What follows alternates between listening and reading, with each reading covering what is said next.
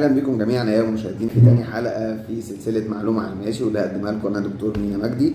هنمسك موضوعات مهمه جدا بتهمنا كلنا، وساعات بيكون كتير عنها معلومات مغلوطه. هنعرف ايه الصح فيها في عجاله ببساطه جدا بدون معلومات طبيه معقده عشان نستفاد كلنا من الفيديو. يلا بينا نبدا الحلقه. النهارده انا جاي اكلمكم على حاجه كلنا عارفينها، وتؤرقني كدكتور من كتر الناس اللي عندها ثقافه خاطئه او للاسف جهل بالموضوع ده اللي مخليهم لا يوجدوا التصرف، وبالتالي بيستخدموا هذه الماده بطريقه خاطئه بيضروا نفسهم. موضوع النهارده عن ايه؟ عن المضاد الحيوي. المضاد الحيوي ده وبيستخدم في إيه؟ المضاد الحيوي ده حاجه حضرتك بتاخدها لما بيجي لك عدوى بكتيريه، يعني عن طريق البكتيريا وليس شيء اخر، او يجي لك التهاب بكتيري تمام في اي عضو من اعضاء جسمك، بيسبب شويه التهابات، وهذه البكتيريا بتسبب اعراض نتيجه السموم اللي بتطلعها في الجسم. انا باخد المضاد الحيوي علشان يكون لي اجسام مضاده، يخلي مناعتي تكون اجسام مضاده تقدر تقاوم او تحارب هذه البكتيريا وسموم هذه البكتيريا، وبالتالي تخفف من الاعراض. احنا عندنا بقى المضاد الحيوي في ثقافه خاطئه ان هو بيستخدم في علاج حاجات كتير ما تخصوش. يعني رقم واحد، الناس بتستخدم المضاد الحيوي لمجرد ما تصاب بالحراره. طب ما يا جماعه احنا بنصاب بالحراره من عدوى كتير جدا، عدوى فيروسيه، والوقت اللي انا بكلمكم فيه دلوقتي اشهر دورين عدوى منتشرين هو احدى فيروسات سواء من الانفلونزا او كورونا ايا كان، ولكن في الحالتين هي عدوى فيروسيه، وحمى الضنك او الدنجي فيفر، وهو ايضا التهاب فيروسي بينتقل عن طريق قرص الناموس. وبالتالي الحالتين دول يوجد فيهم ارتفاع درجة حرارة عالي مع بعض الأعراض الأخرى، ولكن لا يوجد أي داعي طبي لاستخدام المضاد الحيوي. وبنسبة 90% من الحالات بتاخد مضاد حيوي. تروح للصيدلي من نفسها تشتري، أو تروح تسأل الصيدلي، والصيدلي أنا آسف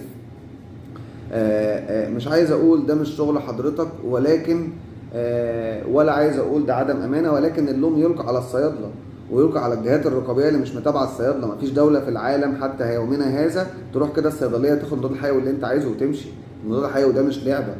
انا عايز اقول صدقني انا واصل لدرجه من الجهل مع الناس شفتها، ان انا واحد جالي بيقول لي انا عندي برد في ظهري، ما تكتب لي مضاد حيوي يا دكتور. فالمضاد الحيوي يا جماعه ليه استخدامات معينه ما ينفعش نستخدمه براها، واصلا المفروض ما نستخدموش من غير ما نكون كشفنا عن دكتور وقال كده. طيب انا حابب اقول للناس حاجه، اللي بتصدق اللي مش دكتور وبتكذب الدكتور. انا وصلت ان في بعض الزملاء من الدكاتره ان بيقول لي العيان لو انا ما كتبتلوش هيطلع يقول لك الراجل ده ما بيفهمش كويس، وانا اروح للصيدلي يديني اللي انا عايزه، والصيدلي يقول له انت عندك حق، خد يا حبيبي مضاد حيوي وانت خفيت عشان خدته.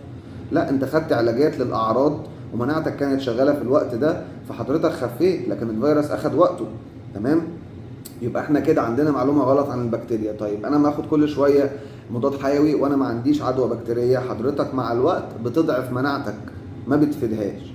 زي بالظبط لما تاخد قرص او 2 من المضاد الحيوي ولا تكمل الكورس بتاعك ل5 ايام، فانت ما اديتش فرصه لجهازك المناعي يكون اجسام مضاده ضد هذا النوع من البكتيريا. يبقى لو خدت مضاد حيوي بدون داعي انا بضر نفسي، خدت مضاد حيوي وقت اقل من اللي المفروض اخده، قرص او 2 من الجرعه، وما كملتش الكورس كامل، انا بضر نفسي.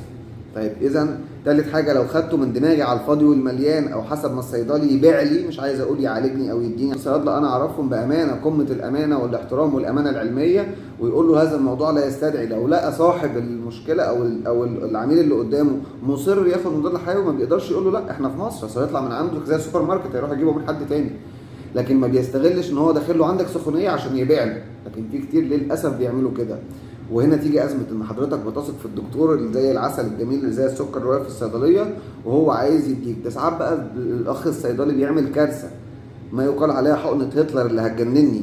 انا تعبان يا دكتور، روح رايح حاطط لك فولتارين على ديكساميثازون اللي هو كورتيزون على مضاد حيوي، وخد حقنه هتلر، خدها تعنش وتبقى زي الفل. طب ما حضرتك انت لما تاخد فولتارين وكورتيزون فعلا بيجي لك احساس بعض التوهج كده والفلاشنج، يعني تحس انك يعني زنهرت وفوقت كده وفي انتعاشه حصلت لك، ما ده تاثير وقتي. وخدت جرعه مضاد حيوي واحده وما خدتهاش تاني، وتصحى الصبح تلاقي نفسك كويس. حضرتك عملت ماسك للاعراض، غطيت اعراض حضرتك بس لمده 24 ساعه او 48 ساعه، وهترجع تتعب اكتر من الاول، وغالبا هتفسرها انك بعد ما خفيت تعبت تاني، فتروح له بقى تاني يقول لك لا نبدا بقى مضاد حيوي من الاول، ويكون كل اللي عندك اصلا عدوى فيروسيه، فيروس انفلونزا ولا كورونا، والمضاد الحيوي لا يمت للموضوع بصله، غير ان هو بيهد حيل حضرتك وبيحسسك انك تعبان ومرهق، ولكن اللي عالجك حقيقي الباراسيتامول والادويه الاخرى. تمام؟ يبقى ما نسيبش نفسنا نستخدم المضاد الحيوي عن جهل. والصيدلي بعد اذنك ما تبيعش المضاد الحيوي عشان حضرتك دكتور وفاهم، فما تديهوش لحاله عندها عدوى فيروسيه لا تستحق المضاد الحيوي، تمام؟ وحتى الدكتور زميلي اللي بيدي المضاد الحيوي، علشان انا اسف المريض ما يقولش عليه ده حد ما بيفهمش كويس فانصياعا لطلبات الناس الغلط بيعمل كده، حضرتك معلش، حضرتك اللي عندك العلم، واما يجي لك مريضك فهمه اللي عندك فيروس لا يستدعي مضاد حيوي، وتصر على رايك الطبي عشان حضرتك اللي عندك العلم، وحضرتك اللي امين على هذه الحاله وفاهم انت بتعمل ايه. غالبا العيان بيتعامل عشان جاره قال له او زميله قال له وبيتعامل بعاطفه، لكن حضرتك اللي عندك العلم اللي تقدر تحدد، وتقدر تحدد استشاره لهذا المريض في اقرب وقت. نشوف تطور الحاله، عشان احنا بيجي حاجه كتير بتحصل لنا كدكاتره نعرفها، في حاجه اسمها بكتيريال انفكشن اون توب اوف فيرال انفكشن، يعني المناعه بتضعف لما يكون عندي التهاب فيروسي، وبالتالي البكتيريا بتستغل هذا الوضع وبتيجي تسبب التهاب وعدوى مع الفيروسيه. في هذا الوضع لابد من التدخل بمضاد حيوي. مين اللي هيعرف كده؟ الطبيب اللي بيعالج حضرتك. مين اللي هياخد القرار ده؟ الدكتور اللي بيعالج حضرتك.